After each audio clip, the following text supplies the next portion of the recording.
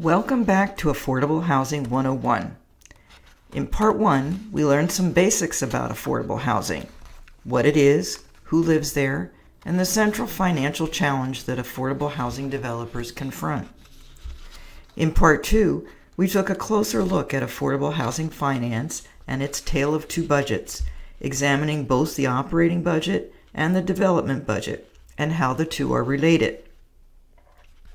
In Part 3, we will explore the sources of development funds, with an emphasis on popular government funding programs like housing trust funds and the low-income housing tax credit.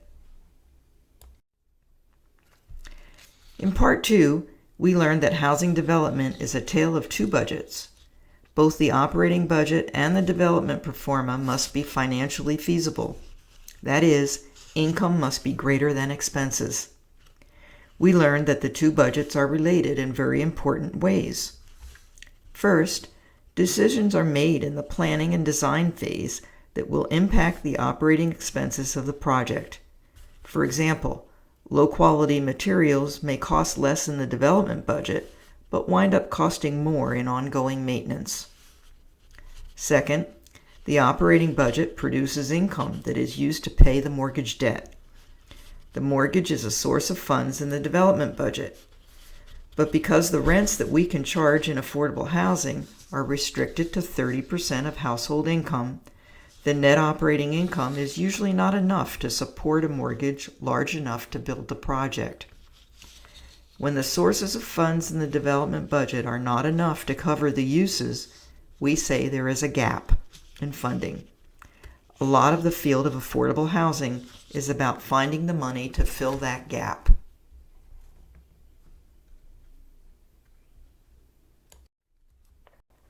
As we learned in Part 2, the development budget income and expenses are called sources and uses. If uses are greater than sources, we say there's a gap in funding. As in the operating budget, there are only two ways to balance your development pro forma. You must either reduce costs or increase income, or some combination of both. In this final part of the course, we focus on increasing sources. There are two basic sources in the development budget: debt and equity. Where do we find the money to fill the gap? Both debt and equity. I call this part of the course, Where's the Money? The first step in closing the gap is to borrow as much money as possible from the senior lender. Developers will seek out the most favorable terms they can find. We all understand that if the interest rate is lower or the payback term is longer, we can borrow more. But a lower debt coverage ratio will also allow us to borrow more. And if the fees charged by the bank are lower, then more of the principal of the loan can be used for construction costs. The table illustrates how the same $500 can result in a larger loan proceeds depending on the interest rate charged and the length of the amortization period. The senior lender is often a private sector lender like a traditional bank, but may also be government agencies like HUD or Rural Development or state housing finance agencies. More favorable terms are usually available from the government lenders, but the best terms are available from lenders that are willing to be subordinate to the senior loan.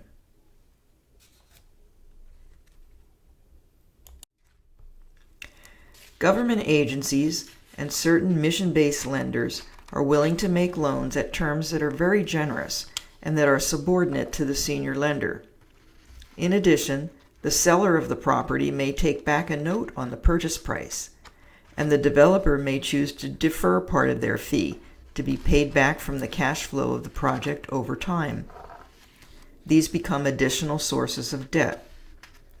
The senior lender is always in first position, meaning that their loans are the first to be repaid. The subordinate loans often carry a below-market interest rate and have patient repayment terms. Often these loans are cash flow loans or residual receipts loans, which means that a payment is made from the cash flow that is left after the operating expenses and the first mortgage are paid. Since the first mortgage usually takes a large part of the cash flow, there is not enough net operating income left over to pay another amortizing loan. As the table on the slide illustrates, often the cash flow that remains is split between one or more subordinate lenders.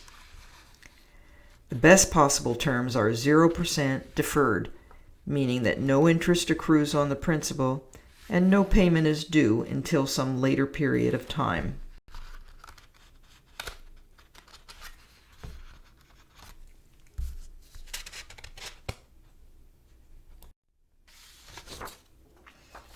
Who are these patient lenders?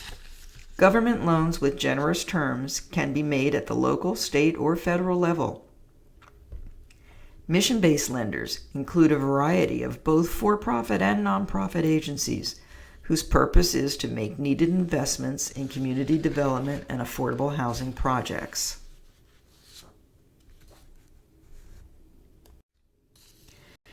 Usually there is more than one subsidy source in a project, and putting financial package together can sometimes feel like putting together a jigsaw puzzle. Each of the sources will have its own set of rules, conditions, and reporting requirements that must be met. The more sources there are in a project, the more complex it is, not only to arrange the financing, but also to management over the long term.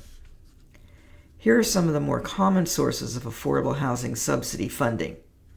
When developers talk about these programs, they are often talking in alphabet soup.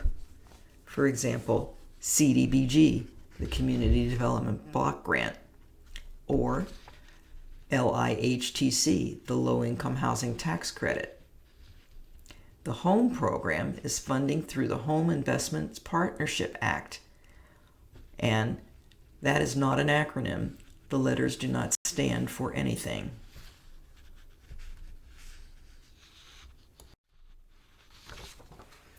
As we have said, government agencies are common sources of subsidy funds for affordable housing.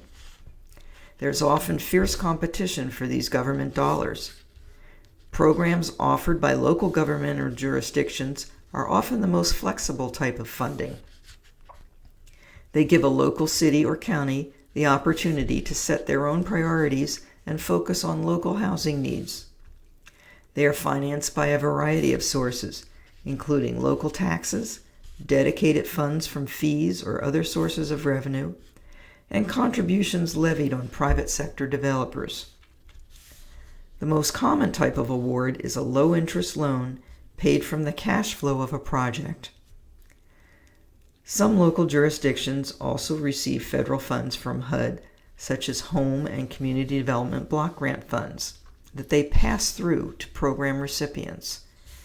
Although these programs have a lot of federal rules and regulations, a local city or county also has a lot of flexibility on how to use and distribute these funds.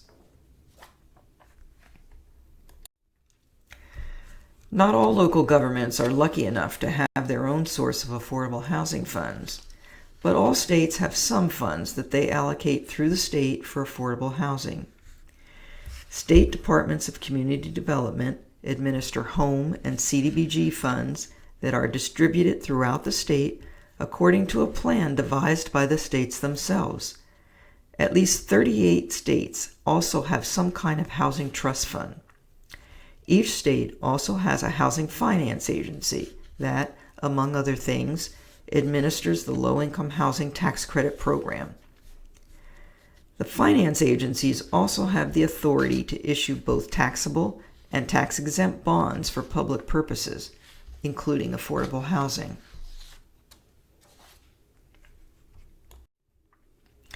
In addition to state housing finance agencies, bonds may be issued by housing authorities or other local authorities for some public purpose. When we talk about bonds used to finance affordable housing projects, we're usually talking about revenue bonds. From the developer perspective, revenue bonds are really just another type of mortgage loan. They are repaid from the net operating income of a project and are usually in the senior loan position. In contrast, general obligation bonds are repaid by the tax revenue of a jurisdiction and often put up for vote or approval. GO bonds are more likely to be a source of funding for affordable housing programs offered by a jurisdiction rather than specific projects. Bonds are sold to investors who buy them for a return on their investment.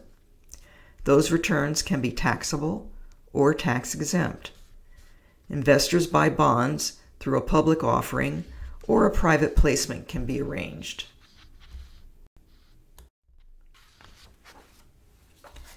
Because tax-exempt bonds result in less money collected in taxes by the federal treasury, the amount can be issued in a state in any one year is capped at a rate based on the population of each state. You will hear this referred to as the bond cap. To justify the federal tax subsidy, these tax-exempt bonds must be used for some public purpose. For example, this could include education or open space or economic development in addition to affordable housing. Because the tax subsidy is capped or limited, the availability of these subsidies depends upon demand, and there might be competition among the various eligible public purposes. Once the bonds are issued and sold to investors, they behave like a mortgage loan to the developer. They have a set term and interest rate, which historically has been lower than interest rates available from the private mortgage market. A special feature of tax-exempt bonds is that there is a special link to the 4% low-income housing tax credit program. If a developer applies for tax credits from the 4% program, then 50% of the project costs must be financed with tax-exempt bonds. We'll talk more about the 4% tax credit program a bit later.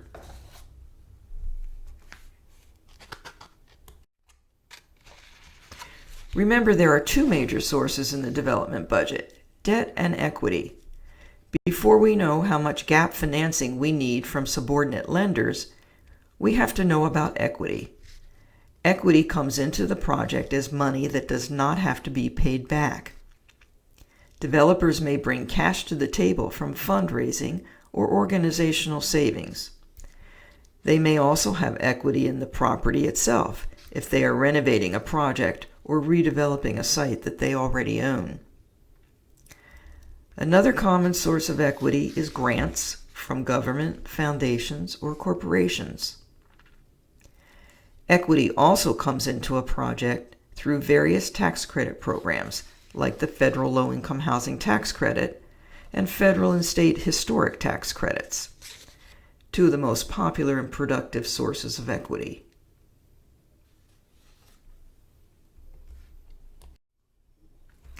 Equity investors should be thought of as business partners in a project. They provide financial resources to a project in return for some expected return on their investment. Some charitable foundations or faith-based initiatives will make program-related investments in a project with the expectation that they will share in the cash flow or profits of the project over time. However, by far the most common type of equity investors are those that form a partnership with a developer in order to take advantage of tax credits offered as an incentive to stimulate those investments. Such an investor is necessarily an entity that has a large enough tax bill that tax credits are attractive to them. Common tax credit investors include banks, Fannie Mae and Freddie Mac, insurance and retirement funds, and other large corporations.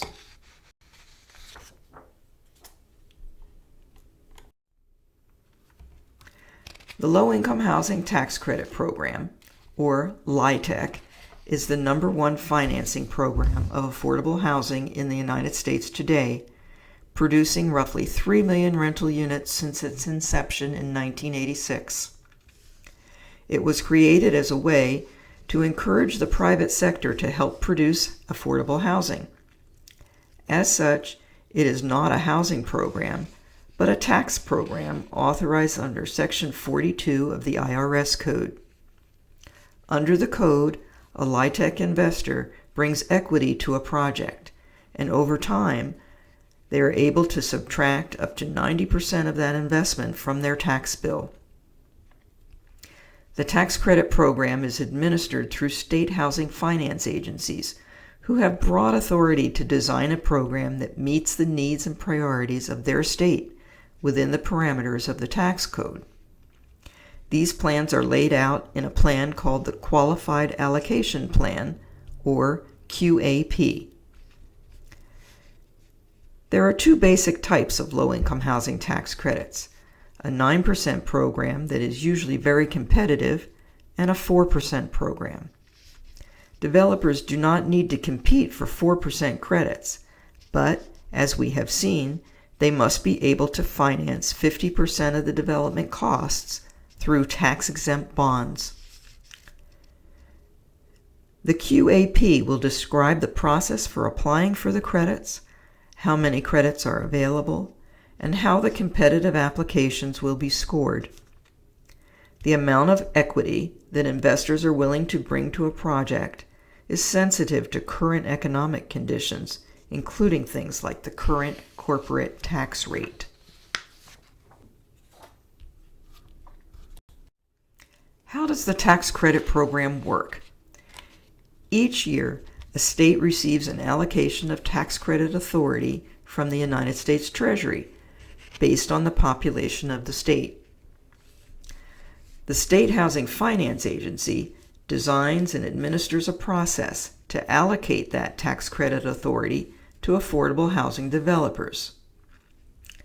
When a developer receives an allocation of tax credits, he or she will turn that allocation into cash by selling the tax credit to investors who want to reduce their tax liability.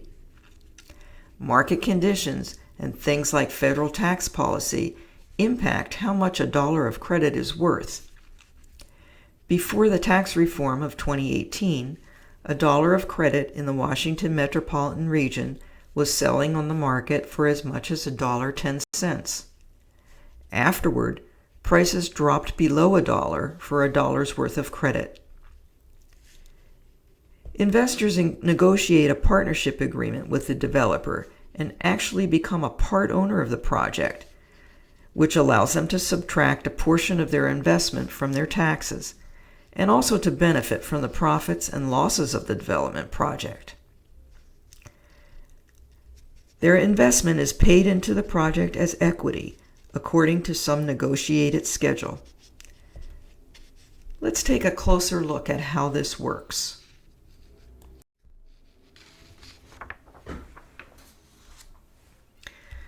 To determine how much equity a tax credit partner is willing to invest, developers calculate eligible basis, which is roughly equal to the total development costs of the project. Only units rented to eligible households, that's up to 80% of AMI or lower, are eligible for tax credits. So we multiply by the percentage of units that qualify.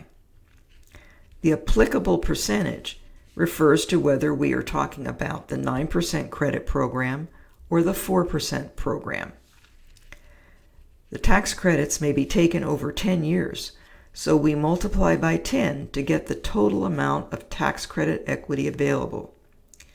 Then we multiply by the price per credit that the investor is willing to pay, and that is the amount of equity that actually flows into the project.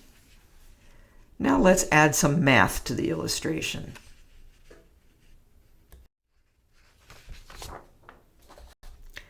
This simplified example shows the relative worth of the 9% and 4% programs. In each example, we have a mixed income project where 80% of the units have restricted rents and where the eligible basis is $5 million. Multiplying by 9% or 4% times 10 years yields $3,600,000 in credit authority for the 9% program and $1,600,000 in credit authority for the 4% program. If an investor is willing to pay 90 cents for a dollar's worth of tax credit, then the amount of equity to the project is $3,240,000 for the 9% program and $1,440,000 for the 4% program. You can see that tax credit equity will go a long way toward filling our development sources gap.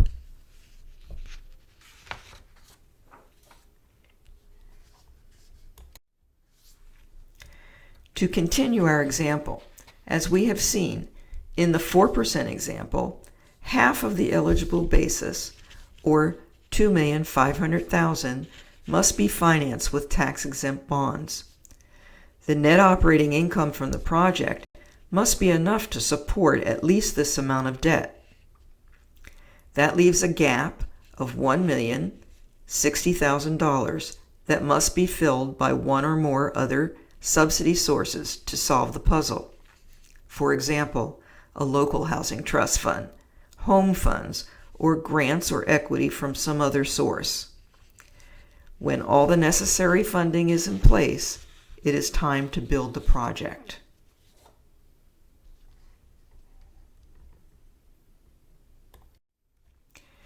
To recap what we have learned, in any housing development, both the operating budget and the development pro forma must be financially feasible. That is, the income from rent must be greater than operating expenses. In affordable housing projects, the rent that can be charged is restricted to 30% of the target income level. For example, 30% of 60% AMI, or area median income. As a result, net operating income is limited. We learned that the two budgets are related in very important ways. The size of the mortgage that is a source in the development budget is determined by the amount of the net operating income, or NOI, that remains after operating expenses are subtracted from the rental income. Because the NOI is limited, it is usually not enough to support a mortgage large enough to build the project, creating a gap in the development budget sources. An affordable housing developer must find additional sources to fill that gap. Subsidy lenders and equity investors will provide the funds needed, subject to many rules and conditions that will follow the project for many years.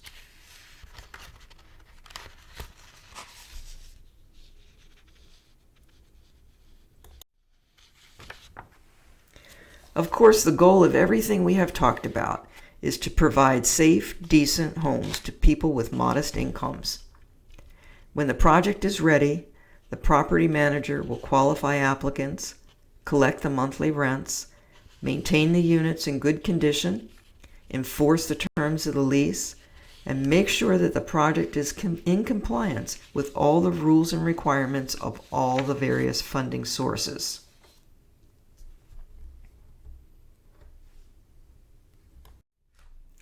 So we have come full circle. At the end of construction, we have project closeout. We add up all the bills, and only then do we know the true final cost of the project. Then it is time to fill the project with tenants and responsibly operate and manage the project for the long term. For the last time, let's test your knowledge of project finance before we end our course.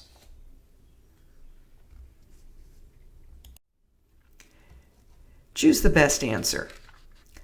What is a loan where payments are set as a fixed percentage of the annual cash flow that remains after operating expenses and hard debt payments are made? A. Pre-development loan. B. Deferred loan. C. Residual receipts loan. D. Amortizing loan.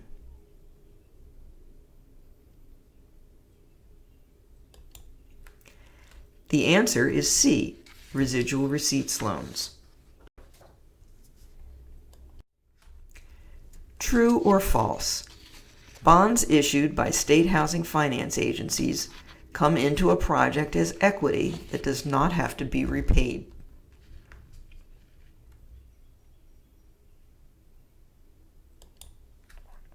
The statement is false. Most bonds that finance affordable housing projects are revenue bonds, which are repaid like a regular amortizing loan from the net operating income of a project. True or false? The Low-Income Housing Tax Credit Program is a grant program offered by HUD, the United States Department of Housing and Urban Development.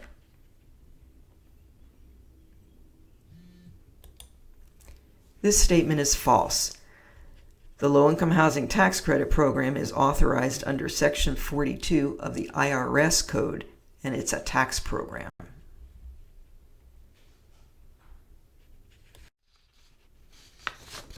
Congratulations! You now have an understanding of the basic steps of affordable housing finance and development.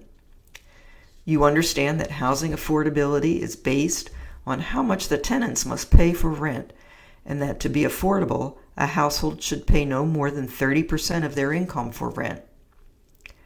You understand how the two budgets of housing development work together to make a project financially feasible. And you can identify some of the popular sources of financing that help make affordable housing projects financially feasible. You also understand that the end of construction is really just the beginning of the project. Providing safe, high-quality homes for people who live and work in our communities is the ultimate goal. As we say goodbye, I will leave you with the words of President Franklin Roosevelt, who said, "The test of our progress is not whether we add more to the abundance of those who have much. It is whether we provide enough for those who have too little."